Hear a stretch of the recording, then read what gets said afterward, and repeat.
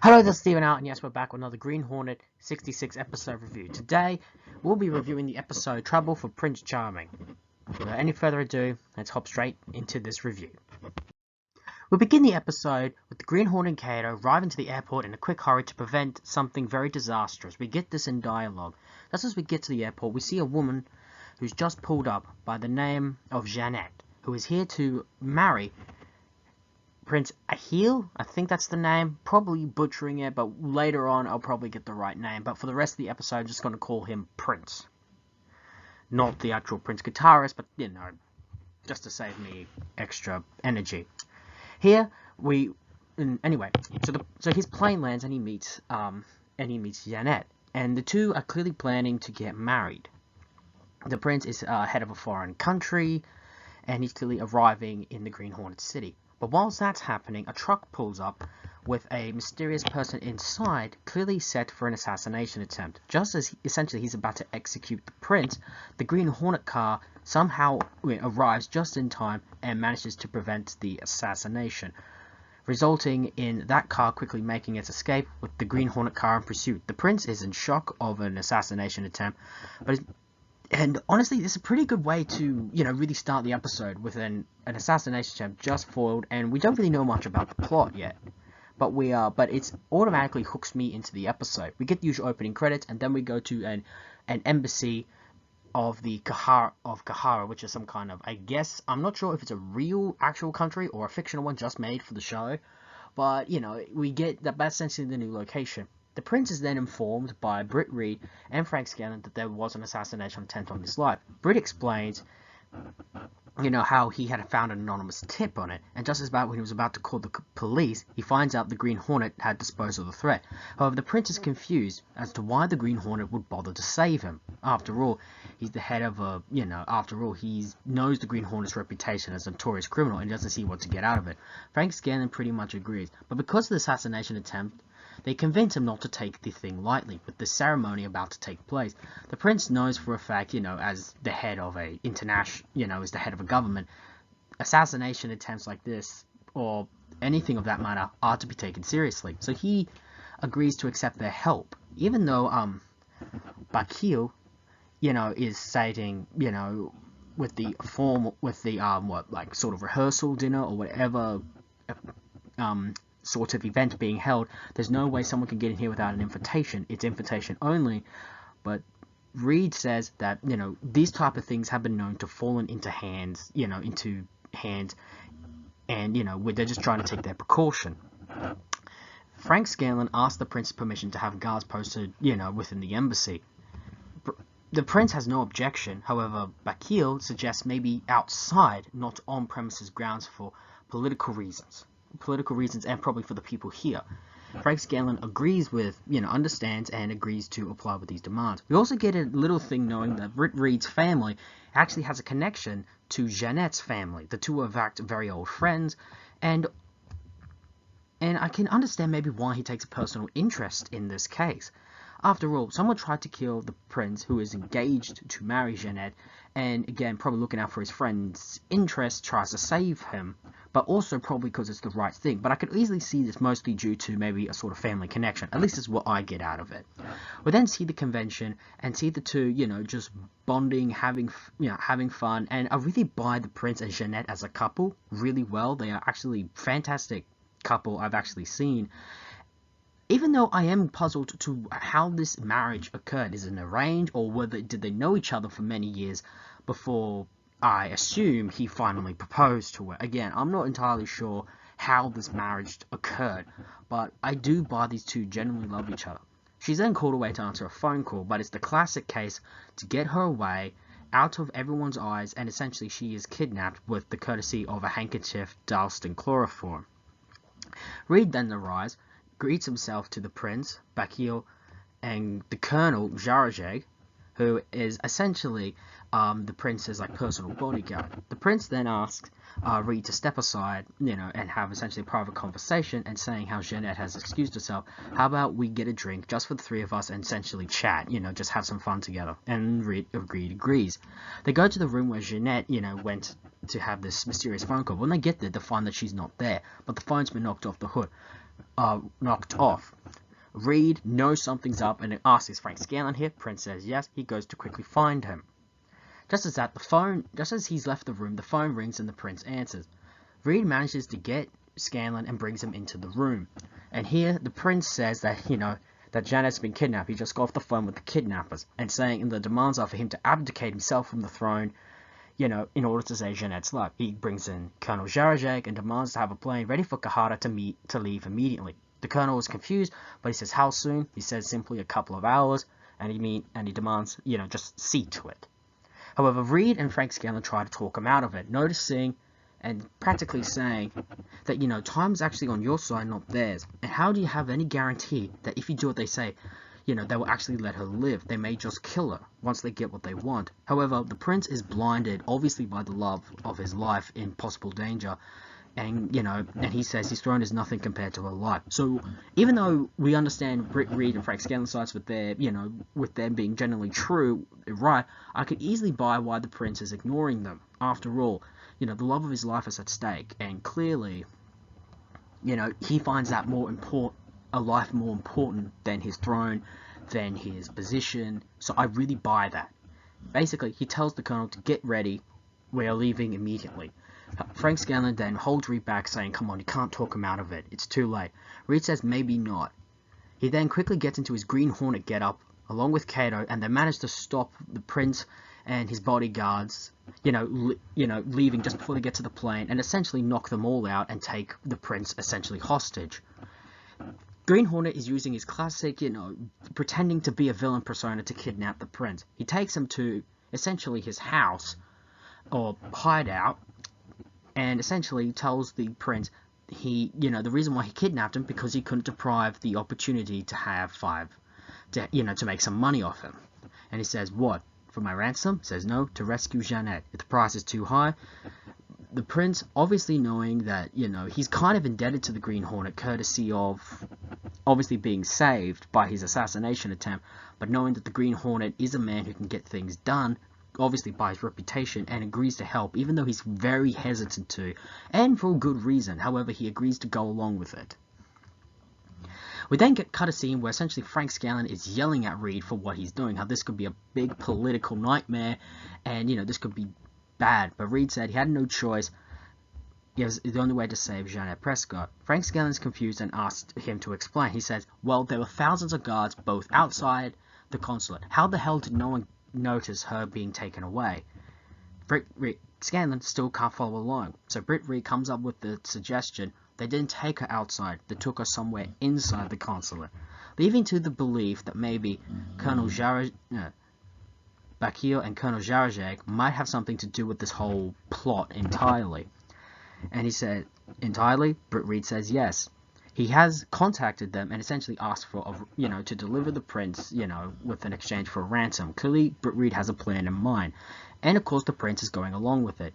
Britt Reed, Cato and the Green Hornet enter the premises grounds, make their way, take the ransom money that's been delivered, and they promise that he will be delivered after an hour after they got the ransom money and leave. However, the colonel is suspicious and asks to double check that they are certainly in the car when he leaves, because he doesn't trust them. So this clearly informs us that Colonel Jarajek and Bakil are definitely the villains of the episode, and they're clearly trying to oust the prince out of office to take control, clearly for political reasons. So this is a classic case of trying to take, for political gain, clearly. Anyway, but just as the Black Beauty is leaving the grounds, the guards do check if the Green Hornet's there, and the Green Hornet is there. Although it isn't our Green Hornet, it's clearly the prince disguised as the Green Hornet. The Green Hornet is really on the grounds, looking all over the place to try and find Jeanette. The prince then thinks of a possible location and asks if Cato could get in contact with the Green Hornet. He does so, and suggests a possible hiding place, a cellar. Could that be a good location? Could that be a possible hiding place? The Green Hornet says that sounds like a perfect hiding place. So he goes and checks, and he does find out that Jeanette is there. However, he ends up knocking out a guard, which ultimately raises the alarm that someone is on the premises. And as a result, Cato and the prince quickly get back into the grounds with the Black Beauty essentially destroying the gates, and they quickly rush in. The Green Hornet manages to lock the door, as they try and as the colonel Bakil and Ben essentially hired thugs trying to make their way into the cellar. He manages to get Jeanette out of the cellar through a broken window, the classic, small window that a woman can just fit but a guy can't. Manages to get out. She manages to run into the prince and Kato. The prince obviously first thing asks is, "Are you alright?" and the second, "Where's the Green Hornet?" She says she's fine, and the Green Hornet's in the wine cellar, and Kato immediately rushes for it. The prince asks her to quickly get in the car, drive away, and when you get far enough, contact the police immediately. As she runs away, the prince follows Kato. The Green Hornet is then cornered by, all the bad guys. And for one of the few times in the series, someone's actually trying to take the Green Hornet's mask off, something I was taken aback by watching, because rarely do a villain or villains or thugs generally decide when a villain's almost on the verge of defeat try and take the mask off. However, he is saved at the last minute by Kato, and the Green Hornet and Kato make swift do of the thugs, but just as one tries to escape, the prince steps in and ends up knocking one out. The prince sees that Kato and the Green Hornet are alright, and he sees that he's fine, and essentially thanks him for their help. As they hear the police sirens, the prince kind of cockily says, or in a humorous way, the police are here. The Green Hornet's just about to make a run for it, but he asks, "Wait, where do I deliver this money that I owe you for this thing?"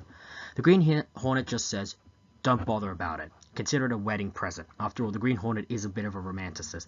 On their way out, however, Kato does end up knocking out two thugs who are just trying to get quickly back up, but come on, you're defeated. There's no way you're going to take on Kato.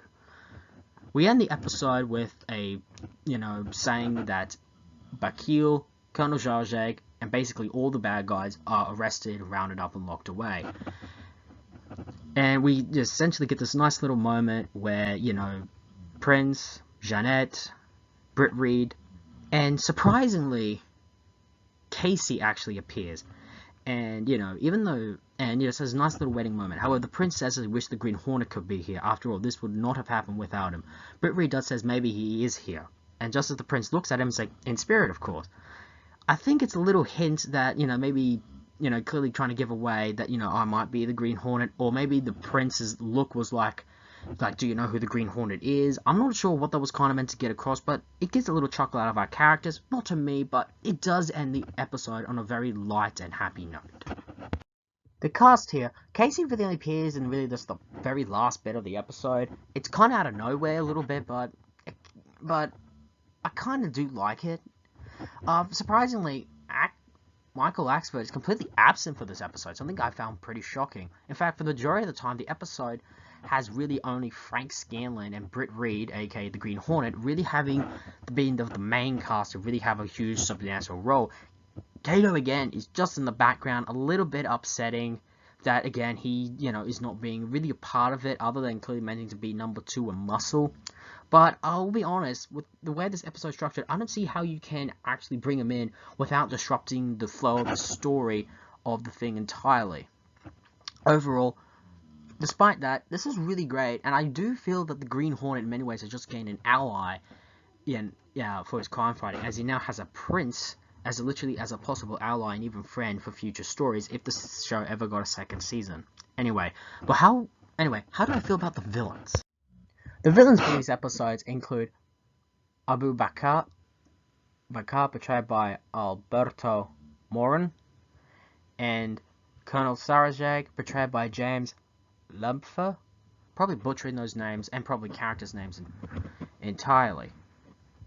Essentially, these villains are definitely different in the Green Hornet's Rogues Gallery. Again, we've seen the Green Hornet go up against corrupt businessmen, gangsters, the classic racketeers, but sometimes you get villains that just feel out of left field, out of the Green Hornet's regular world.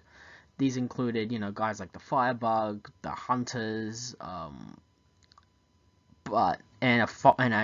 pretend, phony Green Hornet, but he's actually going up against people in, that are really high on a political ladder, or really a different country, so they do add something different, but really they're just bland, and they're just there to be antagonists, and nothing else. And even their reveal of being behind everything does come a little bit out of left field for me, but it does make sense for them to be the genuine bad guys.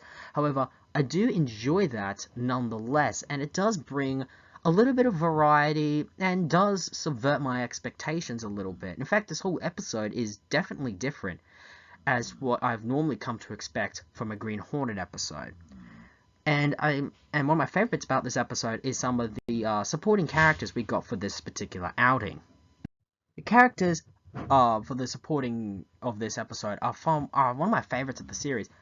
Prince Ralphie, portrayed by Edmund Harsham, probably butchering that name very badly, and Janet Prescott, portrayed by Susan Flannery. These are some of my favorite supporting characters ever of the Green Hornet. I like how the prince, he's genuinely nice, almost humble, and he comes off with the presence of really being a good guy. Again, the Green Hornet sticking his nose into protecting these guys, does a little bit out of his element. He's mostly taking down racketeers and gangsters and criminals.